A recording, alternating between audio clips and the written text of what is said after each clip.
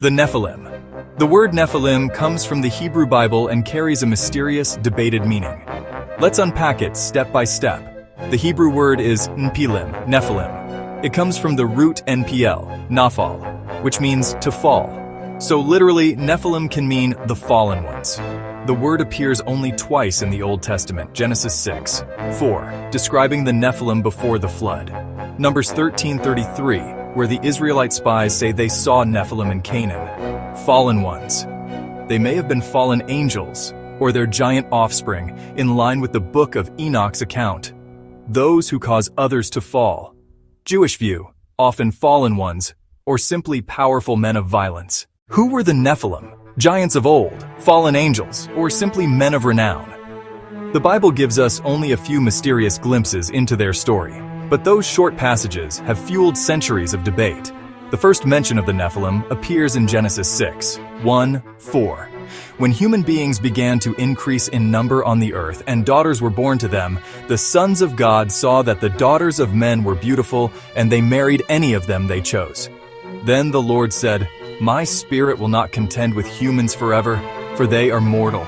Their days will be 120 years. The Nephilim were on the earth in those days, and also afterward, when the sons of God went to the daughters of humans and had children by them. They were the heroes of old, men of renown." This strange union produced the Nephilim, legendary figures, often understood as giants or mighty warriors. But soon after, Scripture tells us why God intervened. In Genesis 6:5-7, the very next verses, we read, "The Lord saw how great the wickedness of the human race had become on the earth, and that every inclination of the thoughts of the human heart was only evil all the time." The Lord regretted that he had made human beings on the earth, and his heart was deeply troubled.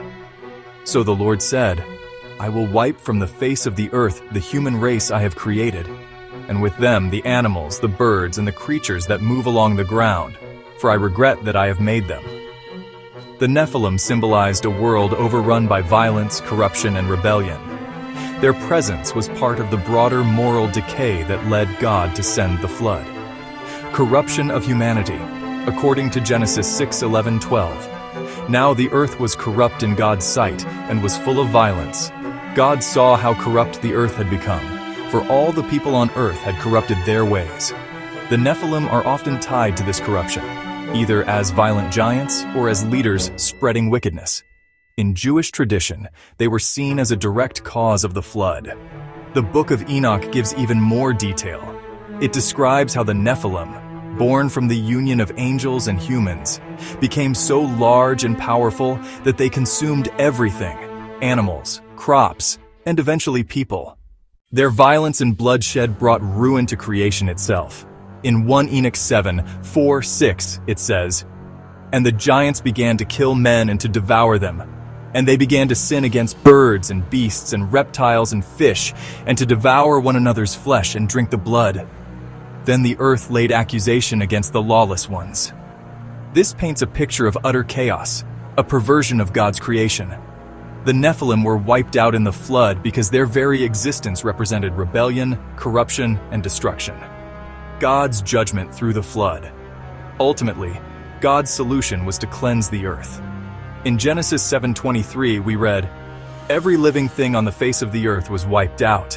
People and animals and the creatures that move along the ground and the birds were wiped from the earth. Only Noah was left, and those with him in the ark." The flood was God's act of judgment, not only against the Nephilim but against all human wickedness that had filled the world.